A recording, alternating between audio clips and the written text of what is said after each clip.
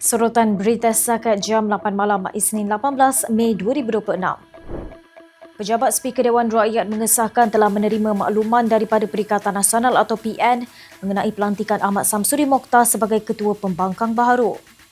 Pada Sabtu, Setiausaha Agung PN Taqiyuddin Hassan mengumumkan majlis tertinggi gabungan itu dalam satu mesyuarat di Kuala Lumpur bersetuju melantik Samsuri sebagai Ketua Pembangkang Baharu menggantikan Hamzah Zainuddin yang dipecat daripada Bersatu pada Februari lalu susulan krisis kepimpinan dengan Presiden Parti Muhyiddin Yassin.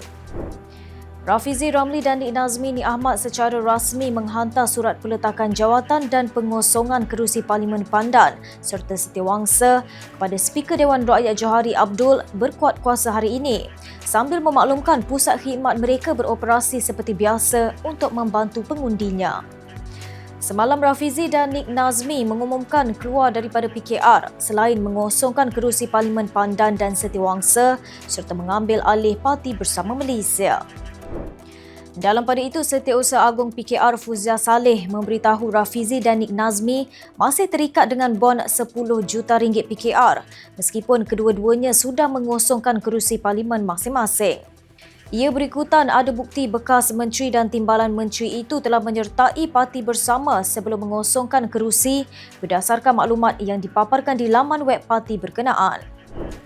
Tentera Darat melonggarkan syarat pengambilan anggota baharu bagi menambah baik kualiti perkhidmatannya, termasuk dibenarkan berkacamata memiliki ketinggian bermula 157 cm berbanding 162 cm sebelum ini dan tahap usia dilonggarkan kepada 30 tahun.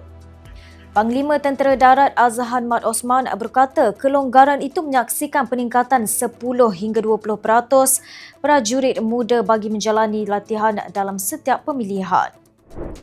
Polis sudah mengambil 65 keterangan berhubung dakwaan Ahli Parlimen Pasir Putih Nik Muhammad Zawawi Nik Saleh membuat kenyataan kontroversi mengenai sahabat Nabi Muhammad. Rabu lalu, Setiausaha Majlis Syura Ulama PAS itu memohon maaf dan menarik balik kenyataannya berhubung latar kehidupan beberapa sahabat Nabi Muhammad dalam sebuah ceramah dan mengaku kurang cermat sehingga mencetuskan kontroversi serta menyinggung perasaan pelbagai pihak. Demikian sorotan berita untuk malam ini. Untuk maklumat lanjut, layari FMT dan ikuti kami di sini.